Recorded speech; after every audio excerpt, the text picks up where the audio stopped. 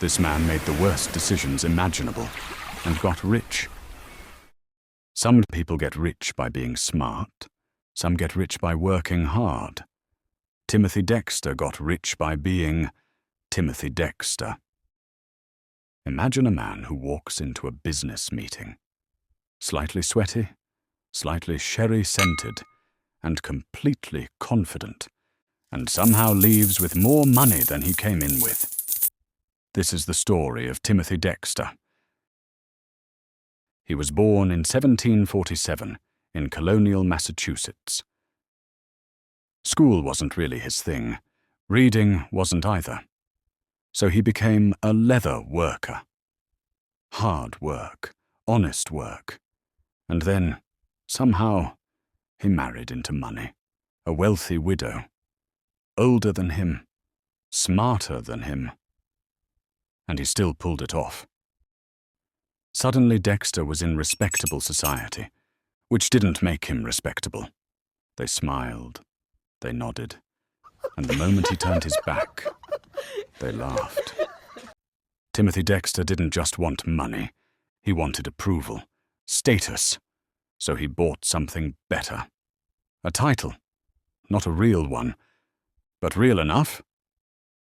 From now on, he was Lord Timothy Dexter, and he carried himself like the world owed him respect.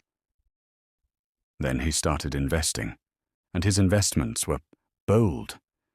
He bought a massive amount of continental currency, Revolution-era paper money. So worthless, people used it as wallpaper.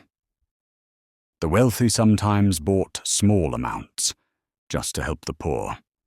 Dexter didn't do small amounts. He bought all of it. People laughed, a lot. And then, the government later agreed to redeem it. Not fully, but enough. And Timothy Dexter made a fortune. From that point on, something strange happened. Every time Dexter made a mistake, the world corrected it for him. They told him to ship warming pans to the Caribbean. Warming pans to the tropics. It shouldn't have worked, but the locals bought them anyway, because they used them as ladles in the sugar trade. Then he shipped wool mittens to the West Indies. Also not ideal, but they sold. Because the cargo crews still worked in cold mornings, and someone always needs fabric. And then he shipped coal to Newcastle. Yes, Newcastle. Sending coal there was like shipping coal to Newcastle, and yet it sold. Because right around that time, the coal supply got tight. A strike, a shortage, bad timing, something like that. Not because Dexter knew that, just because the universe has a weird sense of humor. Then came the whale bones. Dexter bought huge amounts of them. People laughed again. And then fashion shifted. Corsets became popular. Corsets needed whalebone. And Dexter made money. Again. Of course he did. And then, the cats. His town had a stray cat problem. So Dexter announced he would pay for every cat people brought him. They brought cats, a lot of cats. Soon his property was basically a cat kingdom. So he loaded them onto a ship and sent them away, to the Caribbean, where there happened to be a rat problem. The cats were suddenly valuable and sold instantly. So yes, Timothy Dexter made money shipping cats across the ocean, like a man running a business through pure coincidence. And through all of it, the same thing kept happening. Every time people laughed at him, they eventually stopped. Not because they respected him, because he kept winning. Still, Dexter wanted to be taken seriously. So he built a mansion.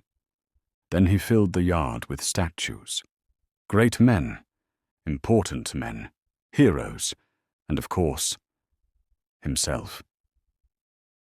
Then he wrote a book an autobiography. No punctuation, no structure, just Dexter's thoughts falling down the stairs onto paper. People mocked it, so he released a second edition, with a full page of punctuation marks in the back, for the reader to sprinkle in wherever they liked, which is either insanity or a genuinely brilliant solution. In the end, Timothy Dexter got everything he wanted: money, fame, and the satisfaction of knowing that everyone who doubted him had to watch it happen. He might have been a lucky fool, or maybe he understood something the rest of them didn't. Hard to say.